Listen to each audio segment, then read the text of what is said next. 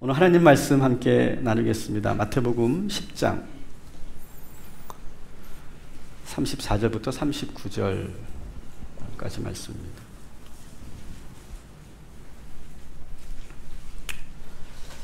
오늘 이 주어진 본문은 예수님의 많은 그런 말씀들과 어록이 있죠.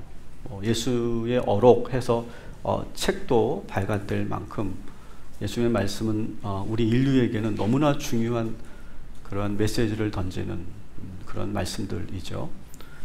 근데 예수님의 말씀들 가운데는 아주 쉽고도 재미있는 말씀들도 많이 있고, 또 어떤 말씀들은 이게 무슨 의미인지를 잘 이해가 어려운 그런 말씀들도 참 많이 있습니다.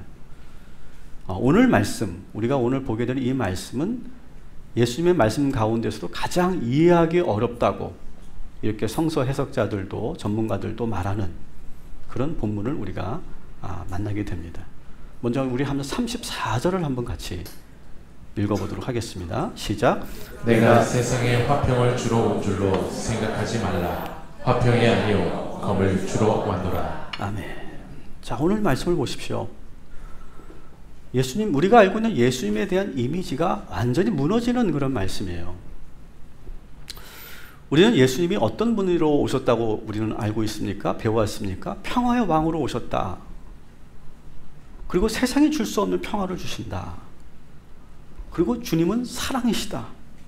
그래서 분열과 갈등과 전쟁이 있는 곳에 주님이 오셔서 모두를 하나가 되게 하신다. 심지어는 우리의 마음속까지도, 우리 마음속에 일어나는 그런 폭풍까지도 잠잠케 하시는 평화의 주님이시다. 우리는 그렇게 듣고 배워왔어요. 근데 오늘 말씀에서 예수님은 우리의 기대를 완전히 꺾어 놓으십니다. 당신은 뭐라고 합니까? 나는 화평을 주러 오지 않았다. 이렇게 말씀하세요. 오히려 뭘 주러 왔다고 하십니까? 검을 주러 왔다. 동일한 이 표현은 좀 다르지만 동일한 내용의 본문이 누가복음 12장에도 있는데요. 여기에 보면 검이라고 말하지 않고 땅에 불을 지르러 왔다. 이렇게까지 말씀하세요. 같이 읽어볼게요. 내가 불을 땅에 던지러 왔노니 이 불이 이미 붙었으면 내가 무엇을 원하리요? 내가 세상에 화평을 주려고 온 줄로 아느냐? 내가 너희에게 이르노니 아니라 도리어 분쟁하게 하려 함이로다. 아멘. 땅에 불을 질러서 평화를 깨고 도리어 분쟁이 일어나게 하시기 위해서 이 땅에 오셨다라고 합니다. 상당히 당혹스러운 말씀이시죠. 근데 그 이후에 구체적으로 설명하는 대목은 더더욱 당황스러워요. 우리 누가복음 10장 35절, 마태복음 10장 35절, 누가복음 12장 52절 같이 한번 읽어볼게요.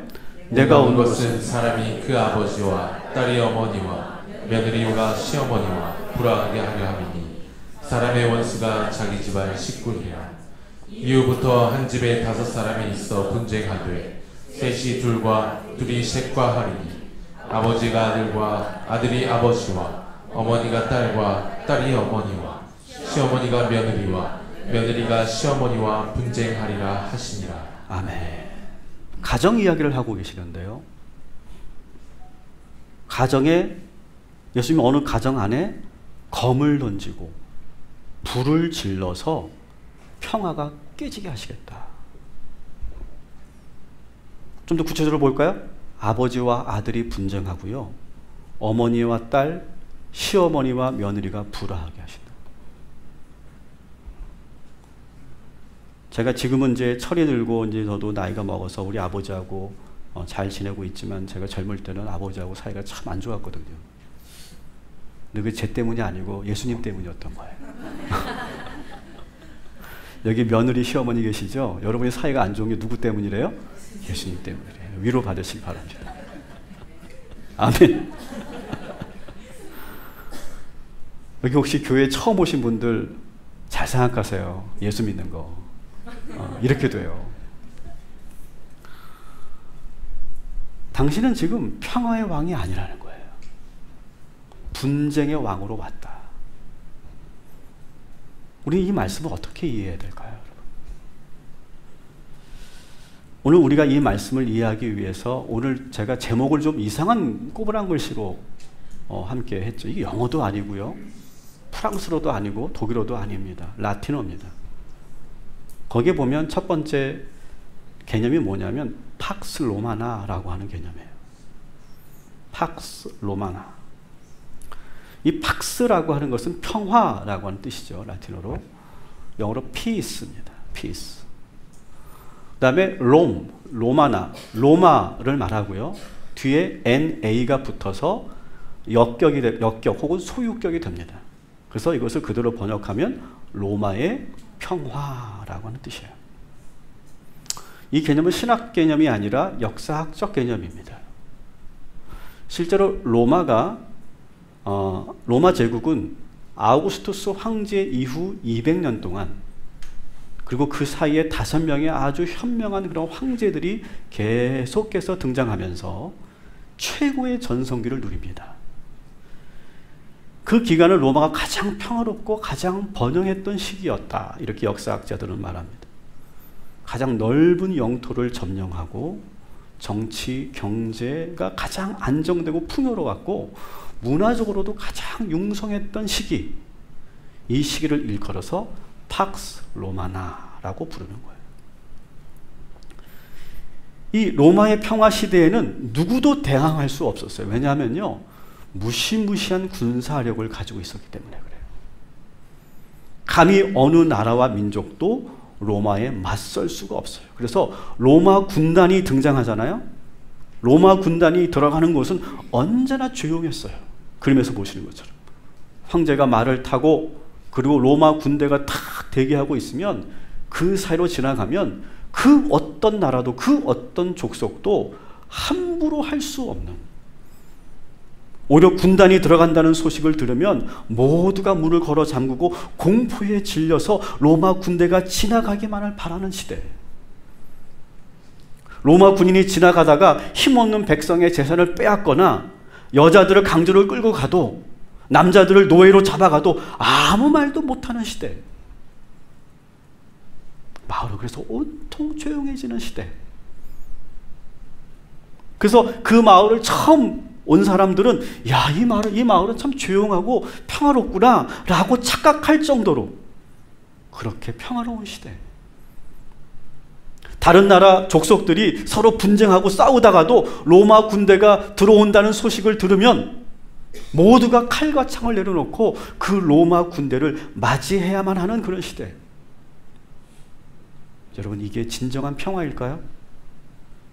겉으로 보기에 조용하고 평화로워 보이지만 이것은 진정한 평화가 아니죠. 강력한 황제의 권력과 군사력, 경제력으로 모든 나라를 통제하면서 감히 아무도 대항하지 못하도록 만들어 놓은 거짓 평화. 여러분, 예수님께서 이 땅에 오신 이유는 바로 이 거짓 평화를 깨러 오신 줄 믿으시기 바랍니다. 여러분, 이제야 이 말씀이 좀 이해가 되시지 않습니까? 다시 한번 오늘 본문을 읽어보도록 하겠습니다. 시작. 내가 세상에 화평을 주러 온 줄로 생각하지 말라. 화평이 아니요 검을 주러 왔노라. 내가 불을 땅에 던지러 왔노니 이 땅에 불이 이미 붙었으면 내가 무엇을 원하리요? 내가 세상에 화평을 주려고 온 줄로 아느냐? 내가 너희에게 이르노니 아니라 도리어 분쟁하게 하려 함이로라. 아멘. 여러분, 이 거짓 평화는 로마 시대에만 있었던 것이 아니에요. 오늘 우리가 사는 이 시대에도 거짓 평화가 만연해 있어요. 그래서 어느 사회학자는 우리가 사는 시대를 무슨 시대로 말하느냐? 팍스 아메리카나라고 부릅니다. 굳이 제가 설명하지 않겠어요. 이렇게 국제 정세만 거짓 평화가 있는 것이 아니라요, 예수님은요, 오늘 예를 드는 것은 가족 안에 있는 거짓 평화를 말씀하세요. 교회 안에도 거짓 평화가 있고요, 일반 사회와 직장은 말할 것도 없어요. 심지어 우리들 마음속에도 가짜 평화로 물들어 있어요. 마음이 너무 아프고 상처가 큰데 내가 그것을 직면할 자신이 없으니까 일부러 내가 외면하면서 계속 내 마음속에 주문을 외웁니다. 나는 괜찮아, 나는 괜찮아, 나는 아무렇지도 않아, 난 잘 될 거야. 그러면서 명상을 합니다. 다 가짜 평화죠. 또 스트레스를 받으면 내가 술을 마시고 클럽에 가서 춤을 추고, 그리고 노래방 가서 실컷 소리 지르며 노래를 부르고, 사람을 만나 수다를 떨고 수다를 떨면서 남 욕이나 하고, 도박의 그 짜릿함에 빠지고, 그래도 견디기 어려우면 약물을 투여해서 황홀하게 만들고, 나를 웃게 만들고, 억지로 웃게 만들고, 기분이 붕 뜨게 하이어하게 돼서 기분 좋게 만드는, 이 모든 것이 다 가짜 평화라는 거죠. 특히 예수님이 집중적으로 다루고 계신 부분은 가족 안에 있는 가짜 평화를 말하고 있어요. 다시 35절 52절 같이 읽습니다. 내가 온 것은 사람이 아버지와 딸이 있던 어머니와 며느리와 시어머니가 불화하게 하려 함이니 사람의 원수가 자기 집안 식구리라. 이후로부터 한 집에 5사람이 있어 분쟁하되 셋이 둘과 둘이 셋과 하리니 아버지가 아들과 아들이 아버지와 어머니가 딸과 딸이 어머니와 시어머니가 며느리와 며느리가 시어머니와 분쟁하리라 하시니라. 아멘. 여러분, 아내들이 남편을 뭐라고 부릅니까? 왼수. 내자로 뭘로 부르니까? 평생 왼수. 성경에 나와 있잖아요, 여기. 그죠? 36절에 사람의 원수가 자기 집안 식구니라. 딱 성경적이야. 남편을 왼수로 부르시기 바랍니다. 근데 오늘 이 말씀은요, 아주 슬픈 가족 이야기가 함축되어 있는 말씀이죠. 제가 이것을 좀 상상력을 좀 동원해 볼게요. 그래서 이 안에, 이 가족 안에 있는 어떤 일이 있었을까를 한번 우리가 생각해 봅시다. 어떤 거짓 평화가 있을까? 술을 마시고 돌아와 물건을 집어던지고 아이를 막 때립니다. 아들은 너무 무서워요. 그래서 말도 못하고 숨지기고 있는 상태. 가짜 평화죠. 그렇죠? 딸이 나이 들어 아무 힘도 없는 엄마를 막 학대합니다. 엄마는 아무 말도 못합니다. 모든 학대를 다 당하고 있습니다. 그러면서 엄마는 뭐라고 생각합니까? 딸에 대한 안 좋은 소문이 날까봐 이 사실을 감추는 데 급급합니다. 거짓 평화죠. 시어머니가 며느리를 구박하는데 며느리는 겁에 질려 아무 말 못합니다. 반대로 말할까요? 부잣집 며느리가 들어왔어요. 그래서 시골 사는 무식한 시어머니를 무시하지만 시어머니는 또 참습니다. 아들 때문에 꾹 참는 거예요. 세상에는 이런 거짓 평화, 팍스 로마나가 만연해 있다는 거예요. 예수님은 지금 이 거짓된 평화에 불을 지르시겠다는 거예요. 칼을 던져서 잘못된 균형을 무너뜨리시겠다는 거예요. 건강하지 못한 관계에 오히려 분쟁을 일으키시겠다는 거예요. 여러분, 악인들이 서로 연합하고 단합하면 정말 이길 수 없습니다. 그러나 그 악인들은 언젠간 균열이 일어나게 되죠. 저는 이런 거짓 평화를 우리의 삶 속에서 예를 들어보라면 저는 하루 종일이라도 말할 수 있을 것 같아요. 제가 그렇게 다 열거하지 않아도 이미 여러분들은 제 설명만 들어도 이미 여러분 삶 속에 있는 그 거짓 평화들이 무엇인가를 여러분 느끼고 계실 거예요. 잘못된 관계, 부적절한 관계, 바람직하지 못한 힘의 균형들, 오랫동안 내려왔던 그런 악습과 관례들. 여러분, 우리나라와 일본 대일 무역 관계가 54년 동안 무역 적자가 무려 700조나 됐대요. 700조. 그런데도 우리는 그 문제를 덮어만 두고 있는 거죠. 괜히 바꾸려고 해보았자 서로 불편해지고 기존에 해오던 관례와 시스템, 거래처를 모두 바꾸어야 하기 때문에 너무 귀찮은 거예요. 그러니까 조금 손해를 본다 해도 큰 문제가 일어나지 않으니까 그냥 덮어둡니까? 뭐하러 그걸 들춰냅니까? 이런 식으로 우리는 이 잘못된 관계, 불평등한 관계를 계속 유지해 온다는 거예요. 가정에서도 그렇고 모든 사회 영역에서. 여러분, 이처럼 우리들에게는요, 드러나 있는데도 내가 감히 건드리지 못하고 그냥 외면하고 있는 거짓 평화, 보이지 않게 은밀하게 작동하고 있는 이 가짜 평화가 존재하고 있어요. 사랑하는 성도 여러분, 오늘 예수님께서는 우리들 안에 있는 이 모든 거짓 평화를 무너뜨리시고 진정한 평화, 진짜 평화를 우리에게 주시겠다고 말씀하시는 거예요. 오늘 이 시간 우리 안에 있는 모든 거짓 평화를 무너뜨리는 역사가, 무너지는 역사가 일어나게 되기를 주님의 이름으로 축원합니다. 여러분의 가정과 여러분의 일터와 그리고 우리나라 대한민국 안에 팍스 로마나가 사라지고 그 안에 예수님이 칼로 무너뜨리시고 불로 태우실 줄 믿습니다.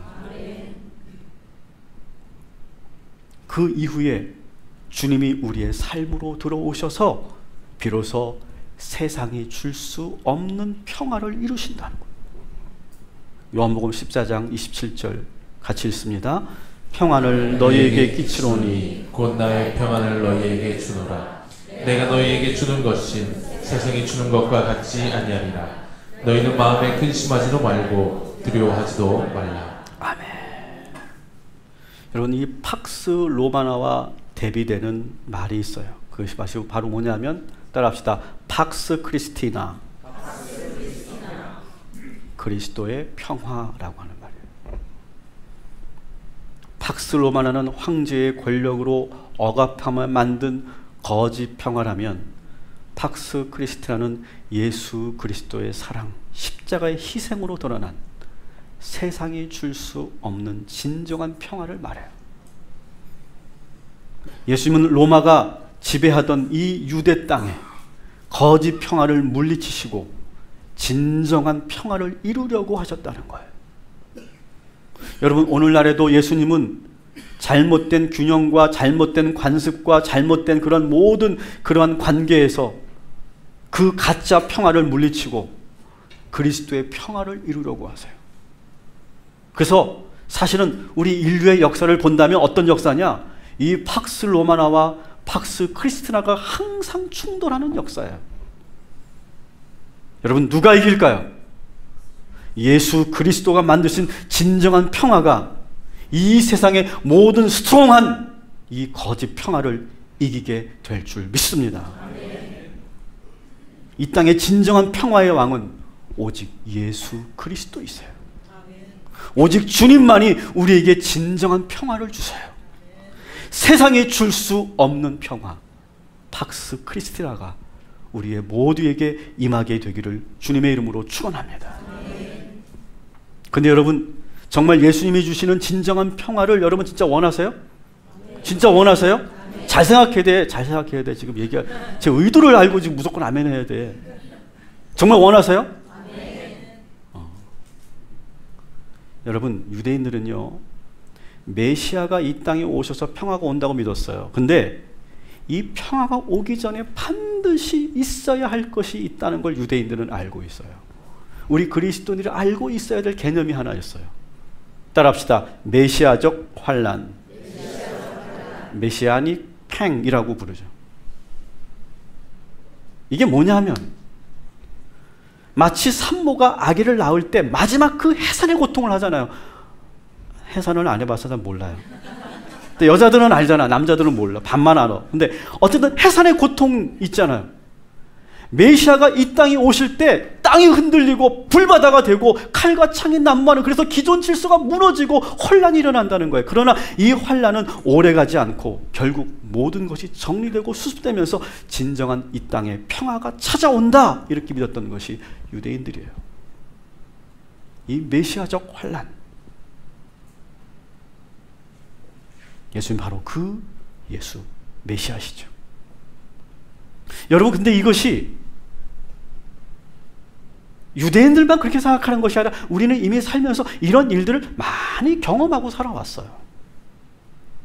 여러분, 한번 잘 살펴보세요. 여러분, 새로운 역사가 시작되거나 새로운 질서가 도래할 때 여러분 아무 일 없이 조용히 바뀝니까? 절대 그 어디로 그런 건 없어요. 여러분, 인간의 자유는요, 저절로 주어진 것이 아니라는 걸 여러분 역사를 통해 아시죠? 누군가가 저절로 우리에게 와서 야, 자유야, 이거 너 가져, 이렇게 준 거는 주지 않았어요. 인류 역사는요, 인간에게 자유를 줄 때 수많은 희생의 대가를 받아냈어요. 특히 우리가 마음껏 이렇게 하나님을 예배하고 찬양할 수 있게 된 것, 여러분, 이렇게 된 것이 저절로 이루어진 겁니까? 여러분, 수도 헤아릴 수 없는 그 수많은 순교자들의 피가 있었기 때문에 우리는 지금 이 신앙의 자유를 누리고 있는 거예요. 너무나 값진 자유잖아요. 근데 그 안에 수많은 순교자들의 피가 있었기 때문에요. 그 메시아적 환란이 있었기 때문에 지금 우리는 이 자유를 누리고 있는 거예요. 저는 어떤 정치적인 입장을 떠나서 저는 오늘 우리 성도님들에게 같이 중보 기도를 해주기를 원하는 그런 기도 제목이 있어요. 오늘 홍콩에서는 사상 초유의 집회가 일어난다고 합니다. 한 300만이 모인다고 하죠. 홍콩 인구가 700만입니다. 700만 중에 300만이 모여서 집회를 한대요. 거기에 지금 중국 군대가 준비되고 있대요. 다른 거 다 떠나서 여러분, 불행한 사건이 일어나지 않도록 기도해 주시기 바랍니다. 그리고 우리가 그렇게 기도했으면 좋겠어요. 하나님, 그 메시아적 환란을 극복하고 그 땅을 주님 구원하여 주시옵소서.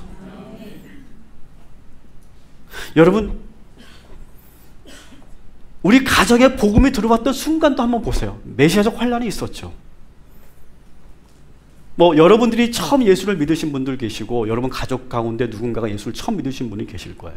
가령 며느리가, 다른 가족들은 하도 예수 믿지 않는데 며느리가 예수 믿는 사람이 들어왔어. 자, 그러면 시아버지가 다 불러놓고, 야, 우리 며느리가 예수 믿는단다. 오늘부터 우리는 다 예수 믿는다. 그런 가정 있어요? 없습니다. 며느리가 들어오기 전까지는 정말 제사도 잘 드리고 모든 것이 그냥 다 순조로웠어요. 근데 그 예수 믿는 예수쟁이 며느리가 들어오면서 어떻게 됩니까? 제사 문제가 일어나고요. 주일 성수를 한다고 부모님을 찾아오지 않고요. 헌금 생활에 문제가 생기고 자녀 교육에서도 많은 차이가 일어나요. 이전에는 일어나지 않았던 일들이 문제가 생겨요. 그래서 갈등이 생깁니다.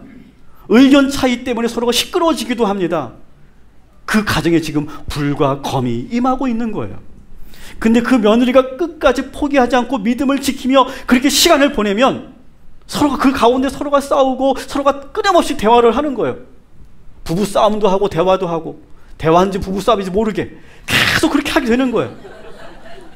근데 어느 순간 서서히 변화가 일어나기 시작해요. 가족 구성원 중 누군가가 이런 새로운 변화를 수용하고 받아들이는 경우가 딱 나타나요.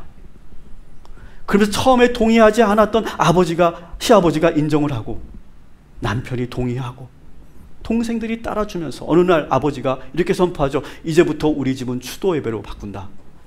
여러분, 그런 가정 얼마나 많이 있습니까? 그렇게 예수 믿지 않은 남편을 장로 맡은 가정도 얼마나 많이 있습니까? 아예 믿음이 그 가정 안에 역사하는 그런 변화가 일어나는 거예요. 근데 오늘 이 성경 말씀에 참 재밌는 게, 그 과정 속에서 처음에는 혼자였잖아요. 혼자였다가 둘이 되고, 둘이었다가 셋이 되고, 그래서 처음에는 혼자였기 때문에 1대4로 싸워야 되는데 둘이 되니까 2대2로 싸우게 되고, 셋이 되니까 이제 역전이 돼서 3대2가 되는 이야기. 그게 51절 52절 같이 읽어볼게요. 시작. 내가 세상에 화평을 주려고 온 줄로 아느냐. 내가 너희에게 이르노니 아니라 도리어 분쟁하게 하려 함이로라. 이후부터 한 집에 5사람이 있어 분쟁하되 셋이 둘과 둘이 셋과 하리니. 아멘. 전세가 역전되는 이야기죠. 결국 그 5 식구가 모두 예수 믿게 되고 하나의 가족, 원 패밀리가 되는 거예요. 예수님은 이 땅에 우리 가정에 이러한 불을 질러 새로운 질서가 생기게 하셨다는 거예요. 그리고 주님의 제자들은 어떤 사람들이냐? 예수님처럼 우리 삶 곳곳에 이 가짜 평화를 갈아엎고 예수의 불을 지르는 사람, 그래서 진정한 하나님의 평화를 만드는 사람이 그리스도인 제자라는 거예요. 사랑하는 성도 여러분, 오늘 이 말씀을 듣는 우리 모두가 여러분의 삶에 고착되어 있는 잘못된 것을 알면서도 손대지 못했던 그 모든 가짜 평화들을 다 갈아엎고 새롭게 땅을 기용하는 저와 여러분이 되기를 주님의 이름으로 축원합니다. 근데 사실 우리는요, 우리들의 그 기본적인 습성은 어떠냐 하면 우리는 익숙한 걸 좋아해요. 저는 길치여서요, 한 번 간 길만 가요. 다른 길은 저는 볼 수가 없어요. 응용이 안 돼요, 저는. 그리고 음식점도 저는 갔던 데만 가요. 참 답답한 인생이에요, 제가 봐도. 그러니까 그만큼 우리는 익숙한 걸 좋아하고요, 편안한 걸 좋아하고요, 안전한 걸 좋아합니다. 누군가가 이런 평화를 깨는 사람이 있으면 우리는 그 사람을 싫어합니다. 나도 그런 변화를 일으키는 일에 가담하고 싶지 않습니다. 괜히 눈에 띄었다가 나만 손해보고 불편해질 것이 뻔하기 때문에 안 하려고 합니다. 근데 오늘 예수님은 우리들에게 뭐라고 말씀하십니까? 제자들에게. 누가 마태복음 10장 38절 39절 같이 읽어볼게요. 또 자기 십자가를 지고 나를 따르지 않는 자도 내게 합당하지 아니하니라. 자기 목숨을 얻는 자는 잃을 것이요 나를 위하여 자기 목숨을 잃는 자는 얻으리라. 아멘. 내가 세상에 칼을 던지고 불을 지른 것처럼 너희도 너희 십자가를 지고 나를 따르라 라고 말씀하세요. 거짓 평화, 가짜 사랑이 이루어지는 곳에 진짜 평화, 진정한 사랑을 보여주라는 거예요. 이를 위해 너의 십자가를 지고 나를 따르라. 따라합시다. 살고자 하면 죽을 것이고 죽고자 하면 살 것이다. 이게 바로 예수님의 말씀이죠. 그 거짓된 평화를 무너뜨리기 위해서 나의 자기 십자가를 지고 예수님을 따르며 이런 마음으로 간다면 놀라운 진정의 평화가 일어나게 될 것이다.